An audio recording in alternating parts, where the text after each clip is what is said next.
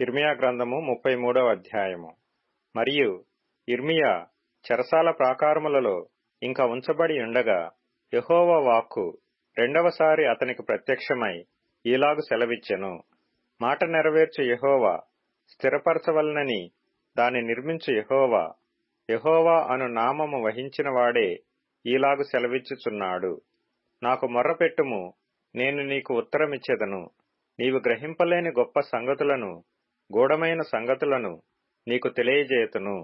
ముట్టడి దిబ్బల దెబ్బకును, ఖడ్గమునకును పట్టణములోని ఇండ్లన్నీయు, యూదారాజుల నగరులను శిథిలమైపోయెను గదా.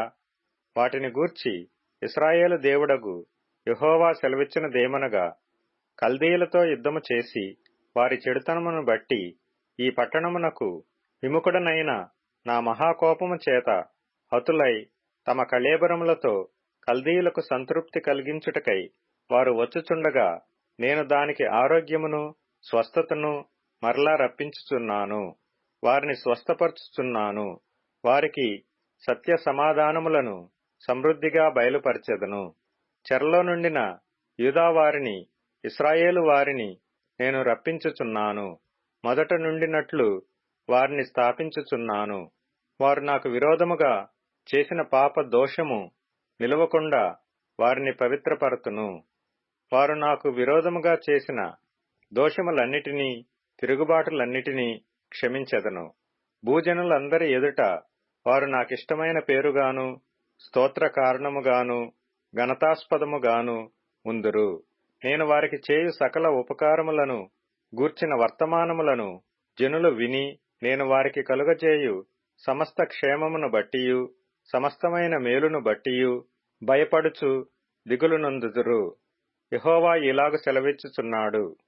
ఇది పాడైపోయెను, దీనిలో నరులు లేరు, నివాసులు లేరు, జంతువులు లేరు అని మీరు చెప్పు ఈ స్థలములోనే మనుషులైనను, నివాసులైనను, జంతువులైనను లేక, పాడైపోయిన యూదా పట్టణములలోనే, యెరూషలేము వీధులలోనే సంతోష స్వరమును, ఆనంద శబ్దమును, పెండ్లి కుమారుని స్వరమును, పెండ్లి కుమార్తె స్వరమును, యెహోవా మంచివాడు, ఆయన కృప నిరంతరముండును, సైన్యములకు అధిపతియగు యెహోవాను స్తుతించుడి అని పలుకువారి స్వరమును మరలా వినబడును. యెహోవా మందిరములోనికి స్తుతి యాగములను తీసుకుని వచ్చు వారి స్వరమును మరలా వినబడును. మునుపటి వలె ఉండుటకై చెరలోనున్న ఈ దేశస్థులను నేను రప్పించుచున్నానని యెహోవా సెలవిచ్చుచున్నాడు. సైన్యములకు అధిపతియగు యెహోవా ఈలాగు సెలవిచ్చుచున్నాడు. మనుషులైనను, జంతువులైనను లేక, పాడైయున్న ఈ స్థలములోను, దాని పట్టణములన్నిటిలోను గొర్రెల మందలను మేపుచు పరుండబెట్టు కాపరులుందురు.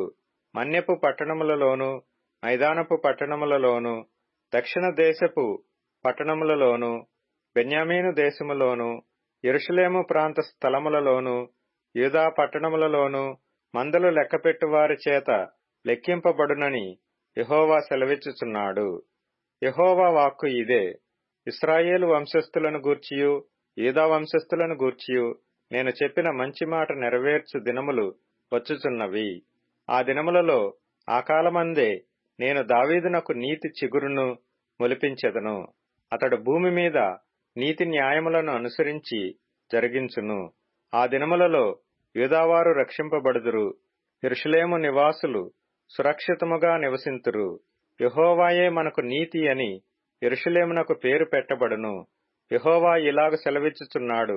ఇశ్రాయేలు వారి సింహాసనము మీద కూర్చుండువాడొకడు దావీదునకుండక మానడు.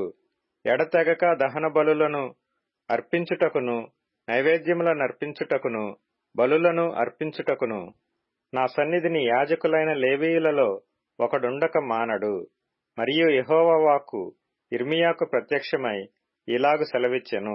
యెహోవా ఆజ్ఞ ఇచ్చునదేమనగా, దివారాత్రములు వాటి సమయములలో ఉండకపోవునట్లు నేను పగటికి చేసిన నిబంధనను, రాత్రికి చేసిన నిబంధనను మీరు భంగము చేయగలిగిన ఎడల, నా సేవకుడైన దావీదు సింహాసనము మీద కూర్చుండి రాజ్యపాలన చేయు కుమారుడు అతనికి ఉండక మానడని అతనితో నేను చేసిన నిబంధన వ్యర్థమగును.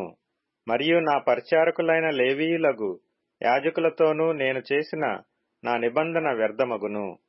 ఆకాశ నక్షత్రములు లెక్కింప శక్యము కానట్టుగాను, సముద్రపు ఇసుక రేణువుల నించుట అసాధ్యమైనట్టుగాను, నా సేవకుడైన దావీదు సంతానమును, నాకు పరిచర్య చేయు లేవీయులను లెక్కింపలేనంతగా నేను విస్తరింపజేయుదును. మరియు యెహోవా వాక్కు యిర్మీయాకు ప్రత్యక్షమై ఈలాగు సెలవిచ్చెను. తాను ఏర్పరచుకొనిన 2 కుటుంబములను యెహోవా విసర్జించెననియు, నా ప్రజలు ఇక మీదట తమ ఎదుట జనముగా ఉండరనియు, వారిని తృణీకరించుచు ఈ జనులు చెప్పుకొను మాట నీకు వినబడుచున్నది కదా. యెహోవా ఈ మాట సెలవిచ్చుచున్నాడు. పగటిని గూర్చియు రాత్రిని గూర్చియు నేను చేసిన నిబంధన నిలకడగా ఉండని ఎడల, భూమ్యాకాశములను గూర్చిన విధులను నియమించువాడను నేను కాని ఎడల, అబ్రహాము, ఇస్సాకు, యాకోబుల సంతానమును ఏలుటకు అతని సంతాన సంబంధి అయిన ఏలికను ఏర్పరచుకొనక, నేను యాకోబు సంతానపు వాడగు నా సేవకుడైన దావీదు సంతానమును విసర్జింతును.